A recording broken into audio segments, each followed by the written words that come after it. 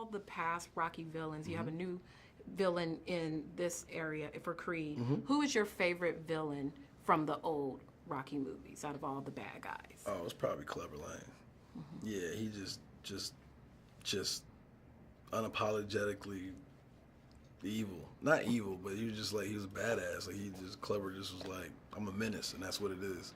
It was kind of cool to watch. All right, thank you. No, thank you. Good job with So we are out here with the man Ice Cube. We have a lot of guys out here, a lot of former Lakers. I see Smush Parker out here, I see Brian Cook out here. Does that make you happy as an LA person to see all these Lakers coming out trying to join you? Oh, yeah, no doubt, man. I would love for them to make the team. You know, Smush, we had Josh Powell out here, you know, ex-Laker. Right. I love for that, you know, they make a squad and become part of the league. It's very competitive, so. You know, we rooting for Black Sports Online. A real quick question. Exciting movie, Mile 22. A couple of exciting fights coming up. Canelo Triple G2 and Conor Khabib. Who wins each fight? What are your predictions for each of those fights? Well, I'm not going to predict on the Conor Khabib fight because I'm, investor in the UFC. So I'm going to say, rooting for the best man to win. I think. So I have to ask you, we're on the verge of LeBron making his official debut with the Lakers. I always love your commentary about what he can do, what he's bringing to the organization. Do you feel like this pressure now, starting with the Lakers, is greater than any of the other pressure he's felt throughout his career, or is it just kind of the next chapter of LeBron James? It's another chapter to get to where he got, overcoming the odds, being raised by a single mother in the projects of Akron, Ohio, on the cover of Sports Illustrated at 17, 18 years of age, being the #1 overall draft pick. So what are your plans for that first Laker home game? Your son try to be there. You know, we're very proud parents, Lori and I are, and we're lucky to be Luke's dad, mom, and we are thrilled with the opportunity and the privilege that he has to represent such a spectacular franchise and such a timeless, legendary, over-the-top, beautiful, wonderful player as LeBron James. And we look forward to the development and growth of the team as a whole.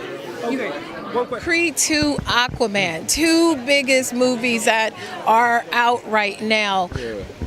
How did those calls come in for those roles? Did one come in and the other? Did your agent slip you a note under the door with both of them? How did the calls come in? The first one was a text from Stallone.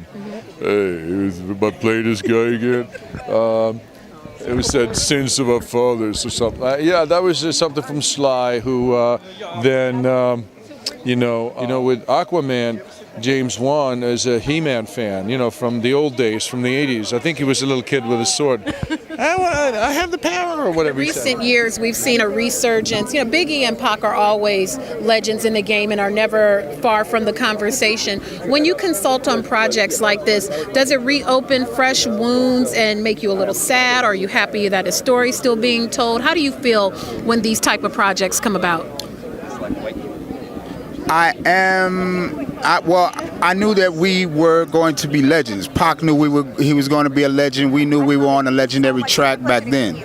So with that, dealing with post-Pac, post the legend, but it's not really post because he's still alive.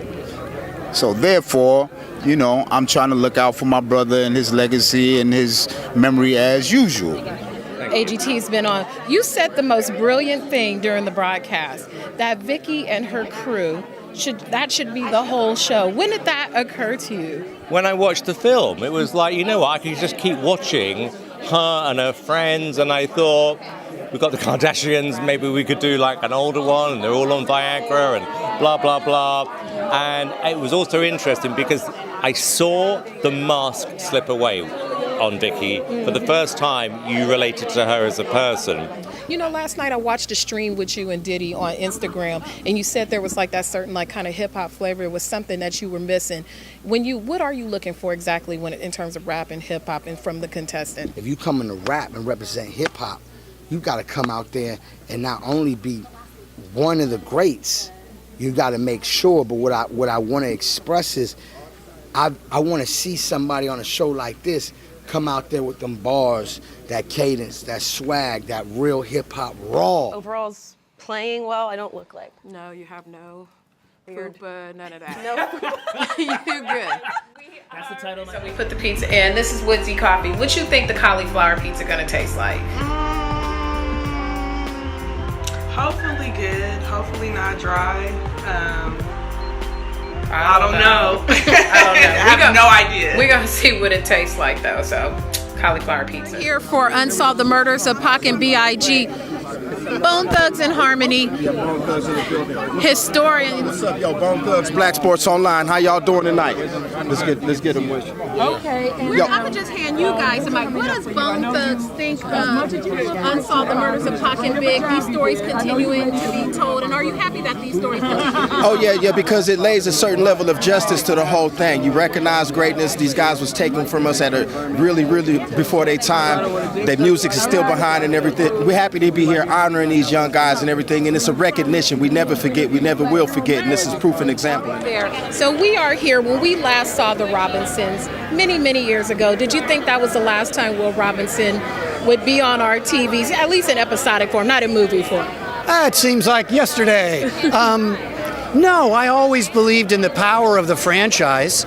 You know, what a great little frame for the imagination. You take a family, you throw them out into lost in space where they don't know where they are, and unknown dangers at every possibility, and how that family struggles to stay together. It's a great little pitch, right? Your character looks so fragile and so delicate when we first are introduced to her, but we see that she has a lot of perseverance, a lot of heart, and a lot of integrity for what she believes in. Where did you draw the inspiration for creating your character, Bria? Oh, God, 42 years of living, I guess, you know. And really, it's about, for me, I'm excited about humans. I like with the storytelling, gentrification is one of the topics that's tackled into the story. When you initially started writing it, at what point was gentrification an issue in the area where you grew up with, and why did it take 9 years for you guys to get to this point where it was ready for release? It wasn't because we were waiting 9 years. I'll tell you that much. We'd have made it 8.5 years ago. It wouldn't have been as good. Wouldn't have been as good. Well, all right, cousin. I'm glad you came up from Louisiana and stepped into this realm of it. Because I'm a homegrown boy, you know what I mean? Know what I mean? I'm NOLA. I'm not New Orleans. I'm New Orleans, you know what I mean? Like what you see, most people say 9th Ward, 10th Ward. No. Let me clarify that for you. Break it down. It's 7th Ward. Yeah. It's 5th Ward. 3rd Ward. You understand? I was there when it was. Kaya, look who I ran into today. We hope you feel better. Sorry you're sick. Yeah. Did you get the flu shot? No. Did you get the flu shot? Kaya? Get the flu shot. You can avoid that. Get that flu shot. You have next year. Okay. But, Kaya. We're gonna be hanging out. Hi, Kaya. We're gonna be hanging out with your mom all day, so yeah. sorry that she's not home, but she's hanging out with us. We're going to Disneyland. Oh, don't tell her that. Good to see you. I love how much joy you are bringing when you watch these children's acts. How exciting as a trendsetter as yourself and bringing a different sound to your musical era that you're getting from watching these children bring their sound forward. I mean, children's performances are just amazing, period, because they are so fearless and they just give it everything that they've got. And my golden buzzer, I mean, she's 13 going on 14, and she's just a joy and a pleasure to watch everything. Thank you, guys. Will we get to see Nini again on Insecure? Will we get to see Nini again on Insecure? No, I'm going to have to call Issa Rae.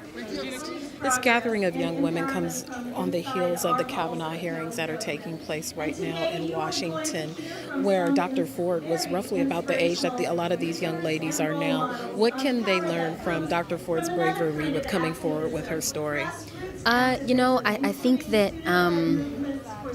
regardless of how everything turns out, I think that you can see how it's no longer a secret how much turmoil our country is going through. And so I've watched all the seasons. I enjoy Les Twins when they won. I enjoyed The Lab when they won. Do you think it's going to continue to be this wave of, it looks like hip hop or derivatives of hip hop continue to be the thing that is most impressive to audiences tuning in. Whereas, you have lyrical and ballroom and all these other dancers who have committed equally their same life and their style to their craft, but the audience always resonate to more hip hop style of dance. Do you think that will continue to be the way? I don't know, to be honest with you. Here's the thing about dance. It is a constantly evolving thing. Like, once you study and you put blood, sweat, and tears and years into a specific discipline of dance, right? But then once you've, kind of gotten to a comfortable place in that discipline, your love for dance is almost going to make you tackle other disciplines, What's that place that you take yourself mentally when you start composing music for a film like this? Because it really is a sound separate apart from what you expect from a boxing movie, but it's very genuine to you and who you are and to your character. So what is the creative process like for you? Well, luckily I get to share the space. The first time around I spent about 2 weeks in a studio, like 14 hours a day with our incredible